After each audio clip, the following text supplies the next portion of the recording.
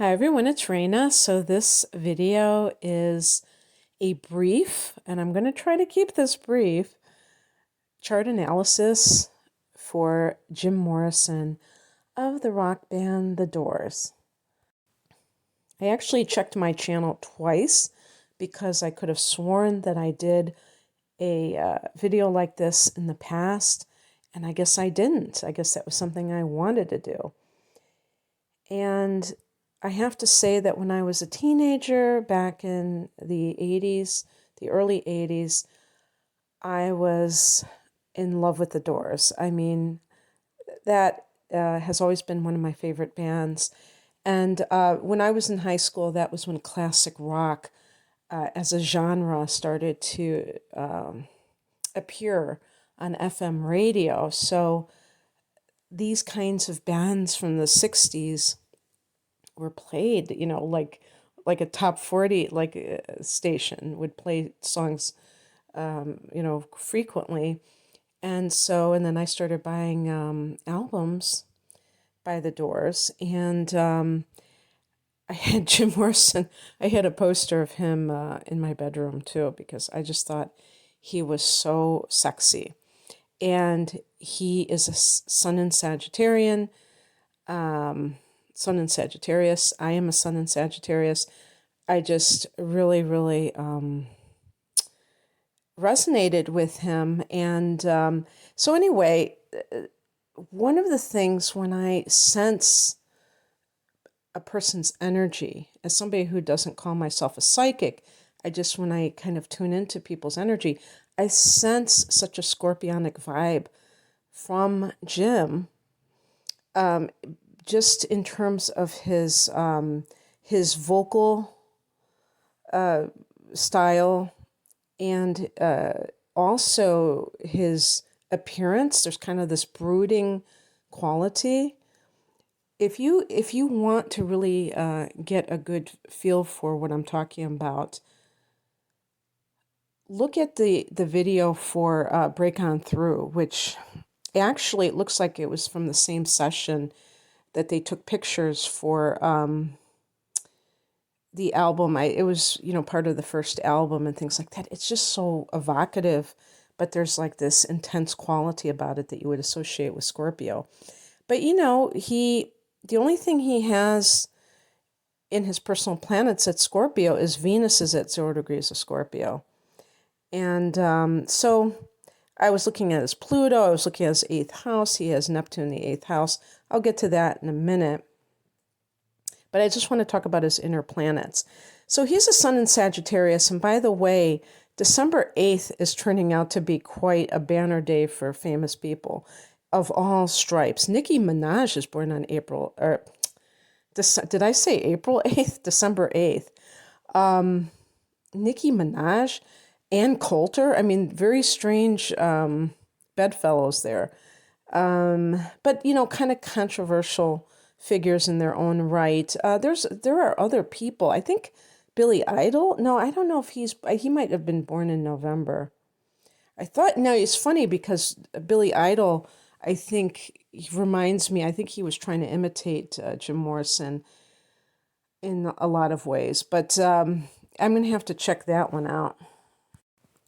It's funny, just for the heck of it, I looked it up because I was just like really trying to find out.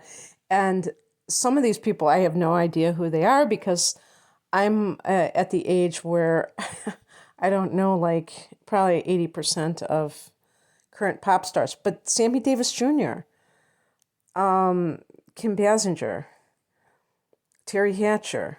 I mean, it's like, I don't know why it's just so full of celebrities. You should try it sometime. Look up your birth date and see who else is born on it. It's fascinating. But Billy Idol's born on November 30th, but he is a Sag. Anyway, so the point is that his sun is in Sagittarius, which is a sign that is half man and half horse. The centaur, I always say, is it centaur? Centaur. And that represents the I won't call it the dichotomy, but the combination of the double signs. All the mutable signs are double signs. And in Sagittarius' case, it's like this wild animal and this tame man and the thinking part versus the more wild, untamed part. And this is one of the things with Sagittarius, that it can go either way. But in Morrison's case, he had both sides to that nature. And I think a lot of Sagittarians do. But Jim Morrison supposedly had a genius IQ.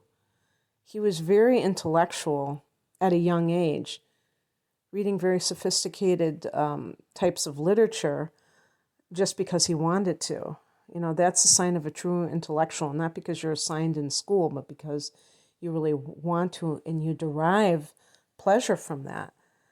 And at the same time, you know, we see these crazy things that he did, including daredevil acts that are, you know, have formed legend by now. Now that I see, he has a conjunction between Mars and Uranus, which is that sign of the person who is kind of not only very rebellious, it's like having Mars in Aquarius, but maybe tempting fate in what they do. There was like some famous story where he was like on a ledge, you know, in some hotel in California and just drunk probably too, so he didn't have the best balance.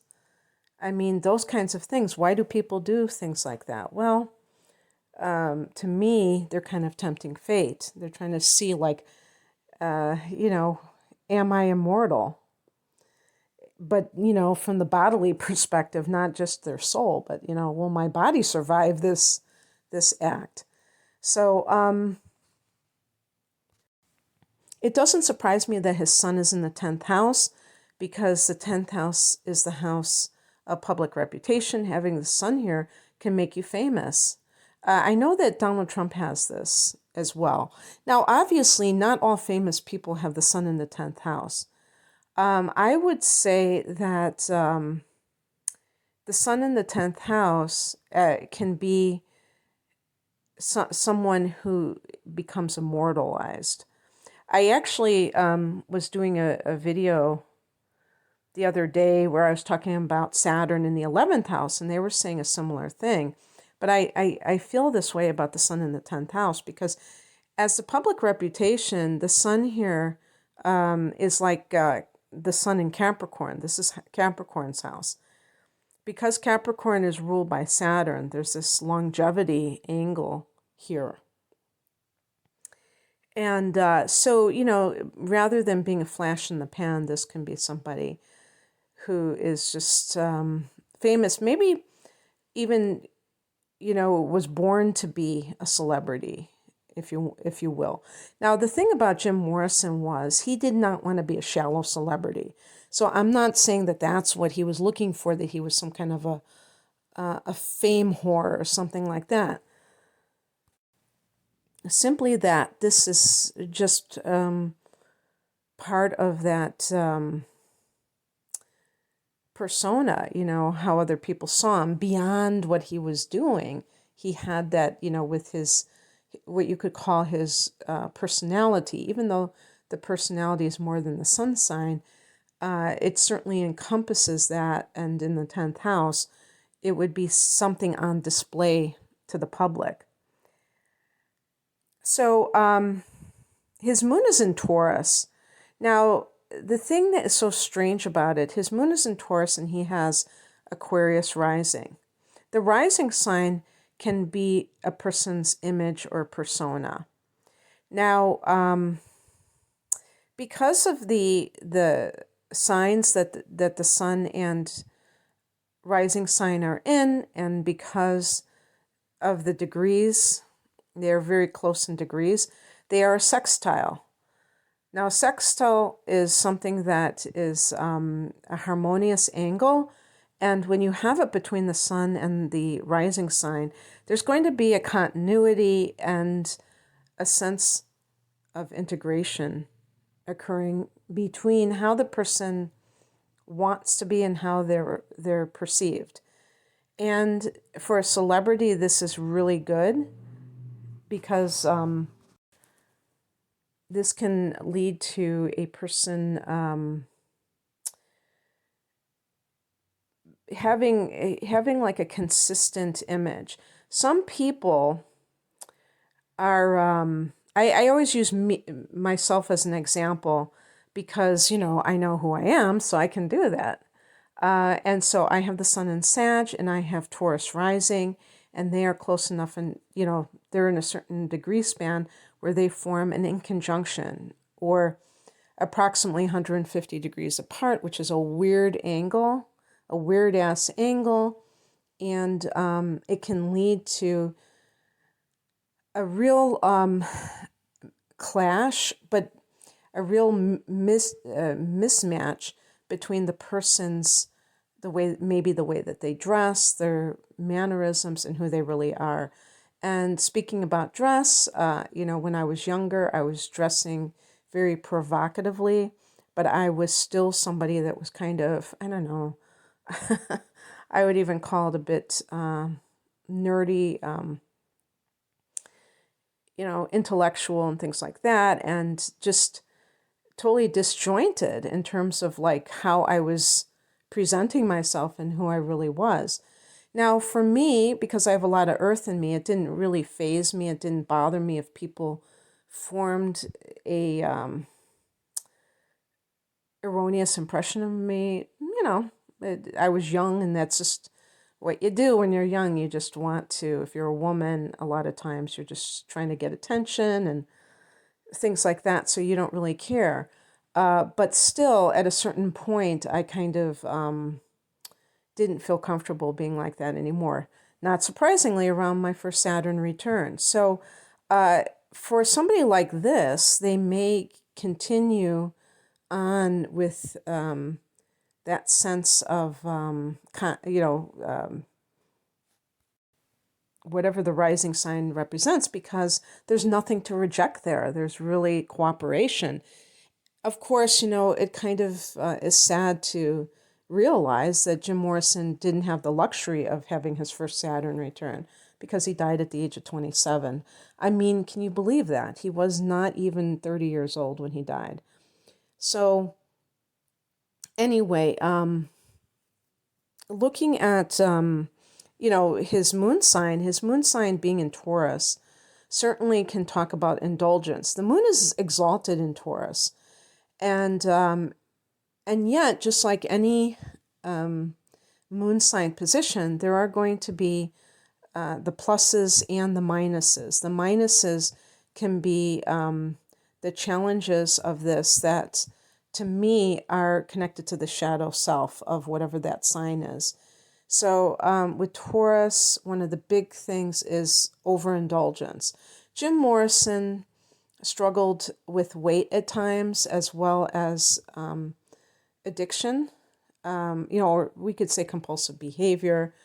And this kind of thing, I think, prevented him from achieving what he probably wanted to do, regarding his art, because even his manner of death, even though that is, widely debated, it certainly wasn't helped by his physical condition, because he was struggling at times, and he seemed sometimes to be sluggish and things like that.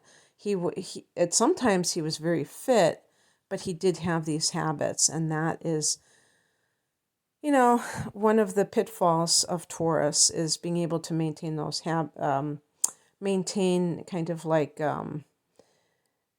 discipline and resisting the temptation, because Taurus is ruled by Venus, and so that can create a sense of overindulgence. Now, his moon formed a square with his rising sign, And so his moods were at odds with his persona. And really, I think that just taking that rising sign by itself, Aquarius is all about rebellion and nonconformity. So perfect fit for what Jim represented. As I stated before, he has a conjunction between Mars and Uranus. So this is definitely a rebellious spirit. Sag is rebellious, and also nonconformist, meaning not wanting to go along with the program. And we have to remember that in the late 60s, this was really the time of the beginning of rebellion. If you see ads from the early 60s that represent life, it was even the dress from that period, very much a continuation of the 50s. And when we think of the 50s, we think of this era of conformity, of materialism, and things like that. This is one of the reasons that the late 60s became such a time of massive change. I mean, even in the early late 60s, you just look at the difference between 1964 and 1966, and it's like, whoa. And I always joke, it's like after the acid kicked in, pot and acid. And it's not a joke because, things began to loosen up very quickly. And it's like that, it was really such a extreme ascension, if you will, or heightening of the vibration, that it almost blew people's minds out because it was a little bit too rapid, that growth. And even Jim Morrison made a film that was like a promotional film. I think it was for the University of Florida or something. You can find that online too if you are a Jim Morrison fan. And it is hilarious. I don't know what year it was from. I think it was from 1964 or something like that, when he was, graduating college or something. And it was like, he looked like Wally Cleaver or something from Leave It to Beaver. I mean, and some of you may not even know about that show if you're under a certain age. But I mean, oh my gosh, he looks so square, so like, corny and that kind of thing. But yeah, check that out. If I think about it, I'll put a link below the video. So he's a touchstone for that kind of like do your own thing, and incorporating the blues into this psychedelic experience, and but not it going too far into psychedelia, not just being repetitive, blues without any other kind of instrumentation and melodic variations. There was a real jazz influence to the Doors, and he had that goth presence for sure. It's just really fascinating. So his Mercury was also at 0 degrees. 0 degrees of Capricorn, so on the cusp of Sag. And, it's interesting because he did graduate from college, got his bachelor's, and then I think he did graduate from film school. So he went to, I believe he went to LA for film school. And I think that's where he met Ray Manzarek. And the point that I'm making with that is that with Mercury in Capricorn and being on the cusp with Sag, which is the ruler of the 9th house of higher education, a person who's rebellious and is against the status quo might feel like, I need to have a college education because that's how I will be taken seriously. And this is, gathering this traditional information that is considered, the most legitimate or what have you. So Definitely Capricorn can influence a person if they have Mercury in Capricorn to go the standard route and not just say, hey, I don't need that. I can just do it on my own.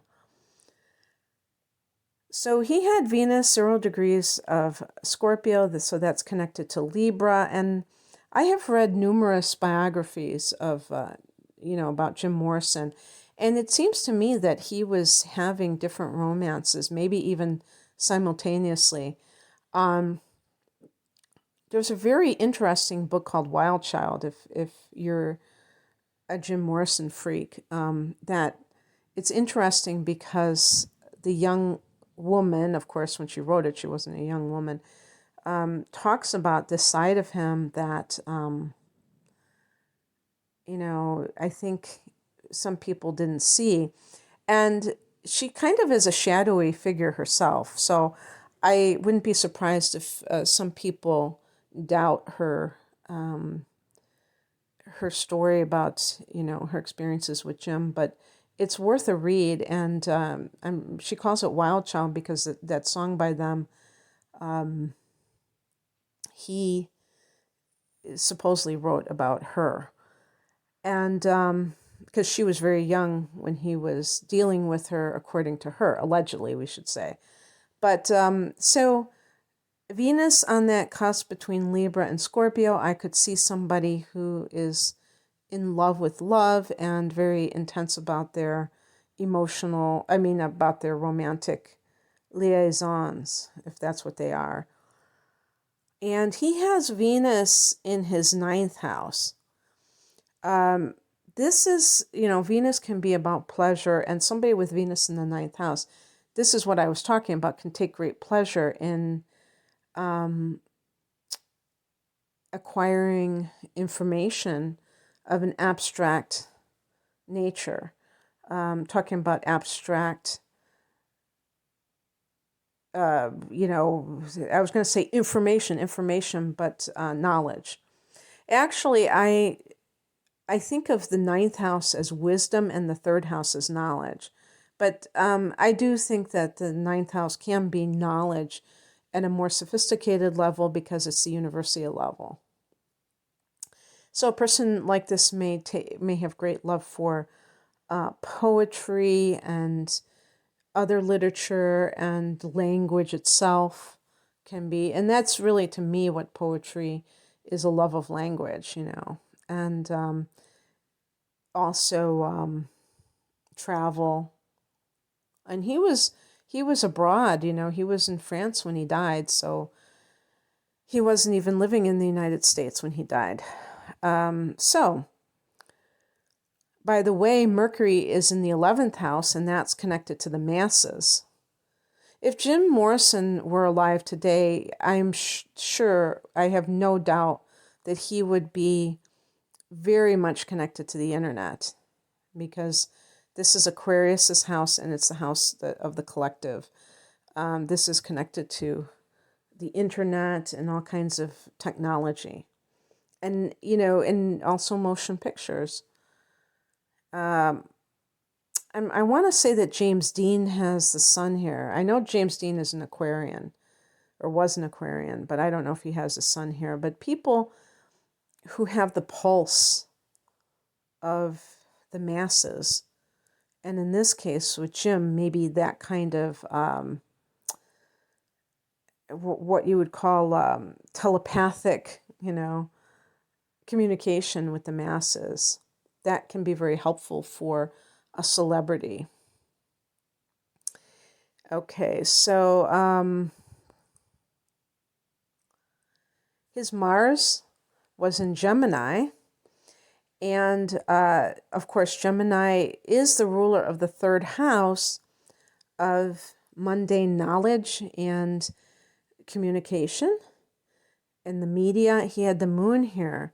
So I was even thinking, before I even looked at his chart, I knew, well, when I was looking at his chart, I wasn't seeing the Venus angle, but I was just thinking with the moon in the 3rd that this could be someone who has a very emotional connection to writing, literature, things of that nature. This is the house of the writer, The third and the ninth houses, I would say, can be the writer. But having, maybe writing things, or if you want to say the lyrics, things that kind of move people, but also being moved themselves by literature and by ideas, concepts. And that can make for somebody also who has a very rich memory, a very good memory of the past, and is able to call on that. I mean, that's true of a lot of writers, that they're able to call on the past to inspire them in their writing. But if he was very moved by books, then that I could see how that would be like a lifelong love of his.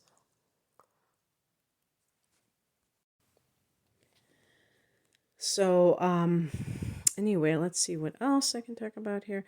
So Mars in Gemini is just this drive to gain information, to feed the mind.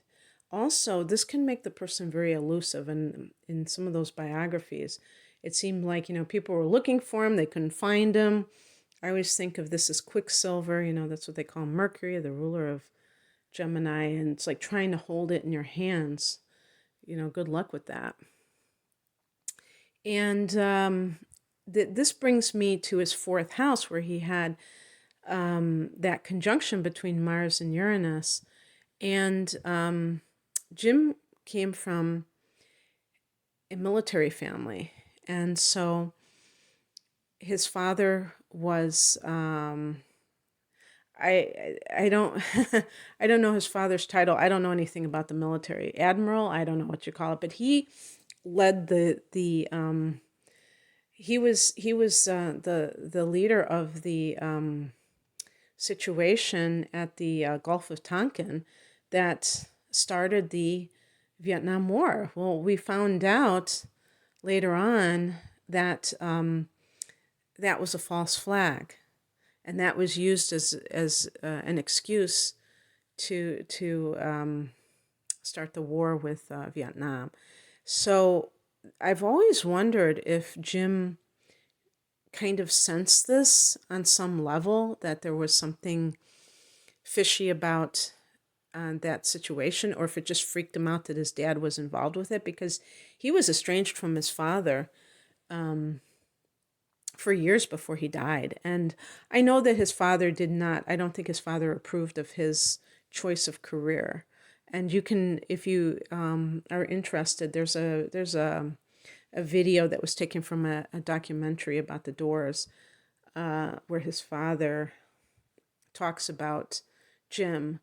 And this was kind of reflecting on it. And, his father knew, I think his father knew that they had like a completely different outlook on life. I think his father was a Capricorn or something like that, which is perfect to really show that generation gap, and just the ideals were so different. So, I mean, it's kind of sad, thinking about that he and his father were not speaking before he died.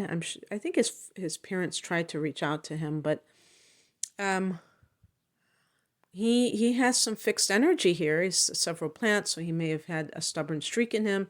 He may have felt that they did not support him, and then he became famous, and he was like, oh, now you're talking to me, huh? Before you tried to discourage me from doing this or whatever, and now that I'm famous, you want to talk to me? I don't know. I'm just trying to speculate what might have gone through his head.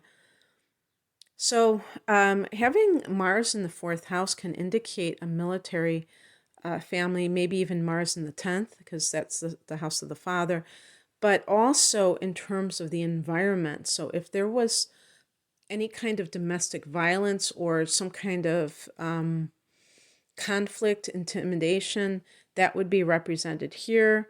Also, Uranus here can indicate, in the fourth house, can indicate moving a lot. And of course, military families do that. I don't know how much Jim's family moved, but that can indicate like being rather transient in the home area. And so, that certainly is reflected in that fourth house. So, one of the things too is that children really thrive when they have stability. So, whether it is having consistency in parenting or living in the same place, that can be very centering for children, and it can be very disruptive if they don't have that. Now, it's possible that if parents are, let's say, a traveling professor or something like that, brings his family along to different countries, that the child could flourish under such conditions, but they have to be sensitive to the child, obviously, and realize that this is uprooting them time and time again. So I don't know exactly. I've read accounts that there might have been something going on of not so pleasant thing in his home life, but I'm just going to leave it there because I know that Jim certainly seemed to have anger or these emotions that need to be exorcised from within himself. So there had to be some origin to that. And some other things I want to talk about. Saturn in the fifth house can indicate somebody that didn't have an inner child, or if there was like a traumatic event that forced that young person to become to lose their childhood just very suddenly, then that could have been like the turning point in their life, and they lose that inner child. It becomes suppressed. Well, you never lose it, but you suppress it. And the other thing too is that this person may be overly serious and has a hard time of loosening up and just relaxing. Now, Jim is known as like this party guy, but when you really think about it, I don't think that he was ever frivolous. I mean, he was still intellectual when he was like, he might have been completely wasted, and he was still trying to be deep in his own way. And people who have Saturn in the fifth house do have to learn to lighten up and let down their hair. I think as they get older, they have more ability to do that. In his sixth house, he has Pluto in the north node. That in itself, that is a conjunction. So Pluto, the healer, the transformer, even death, with the north node, maybe it was like saying he was, I mean, I didn't read this somewhere. I'm just wondering if this is like that his death was part of his work. That was part of what he offered the world. And what you could say about that is that if somebody dies prematurely, if they die in their 20s, they really hit home the idea that life is temporary, that this one lifetime is temporary, even if you're one of the most famous people on the planet. Once you die, it's like the great equalizer.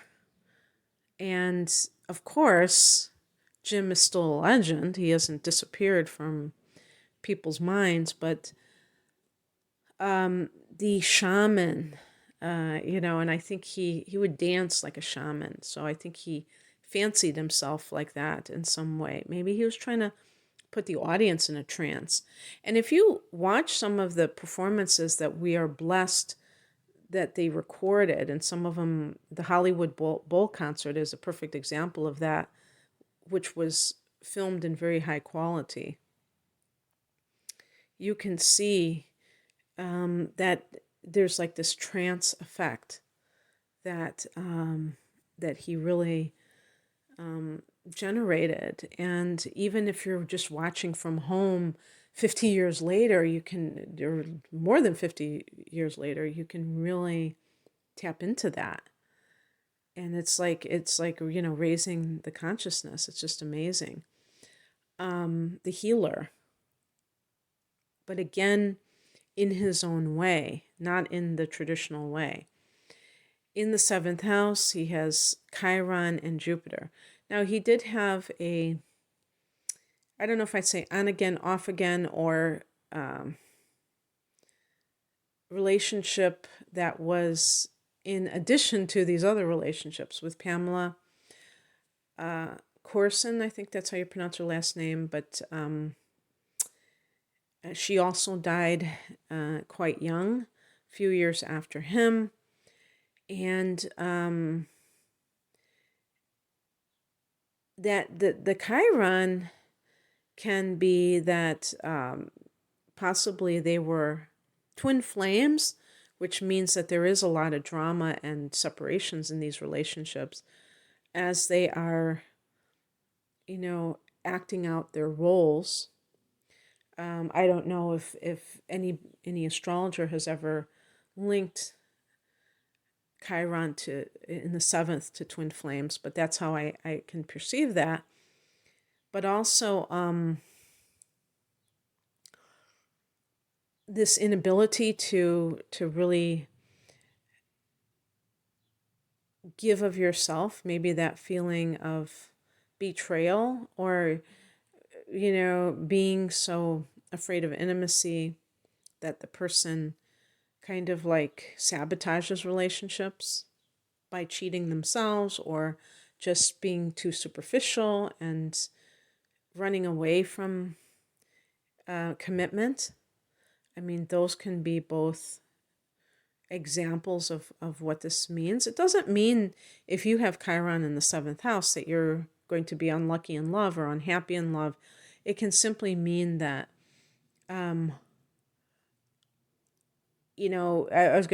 what came into my mind was you have to kiss a lot of frogs before you meet your prince or princess.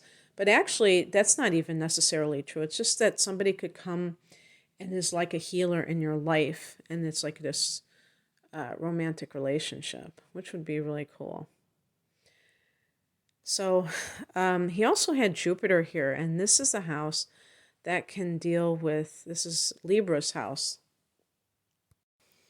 So the 7th house can be public relations, and this is like if you have Jupiter in the 7th house, this is how you react to the public.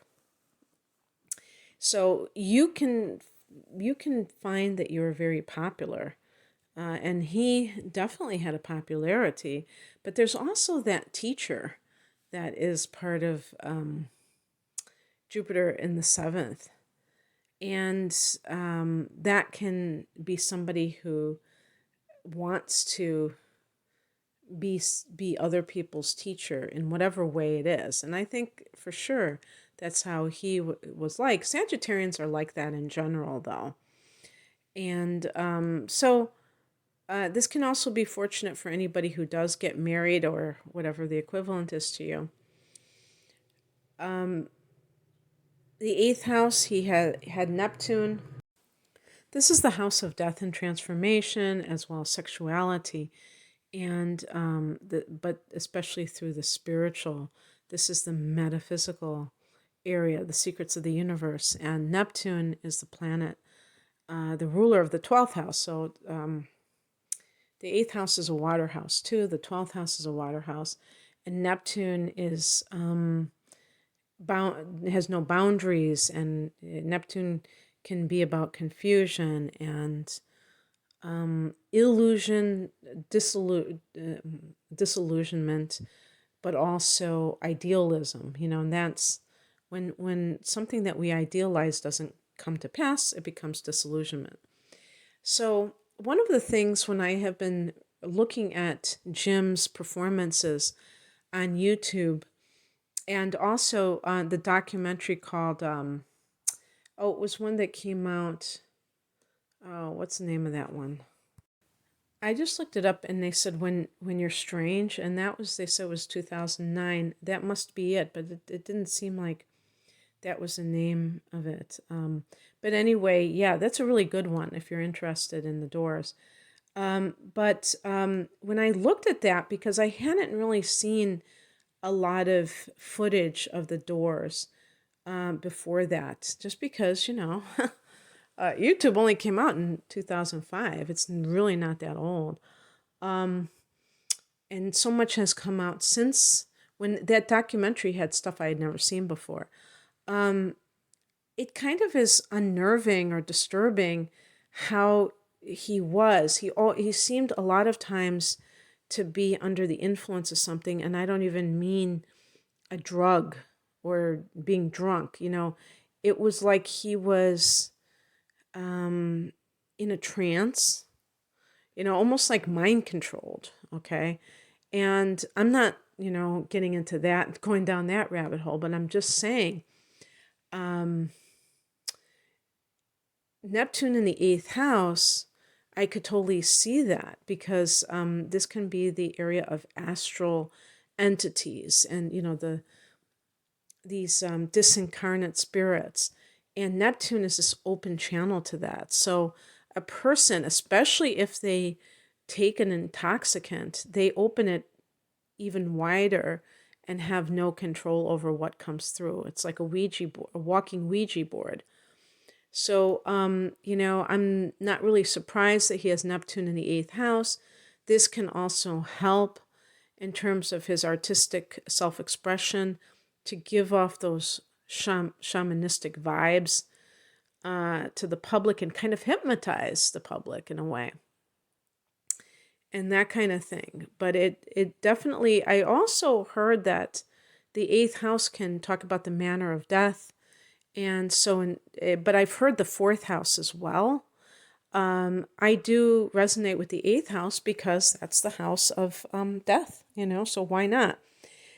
Neptune can indicate that there is some confusion over the manner of death. And certainly, people are still talking about how did he die?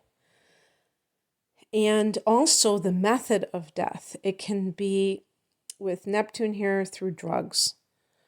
Neptune is connected to drugs. So it's also connected to drowning. So if somebody has Neptune in the eighth, that could indicate that they die through drowning. So yeah, it's just really wild to look at people's charts and see, what is here. When I do personal readings, I do not say, oh, this is how you're going to die. I do not do that kind of thing, though. I don't think that's appropriate, and I don't think that's very, very helpful either. So I just want you to know that. I hope that you enjoyed this. If you would like a personal reading, you can click the link below and see what offerings I have. Thank you for listening. Take care. Bye.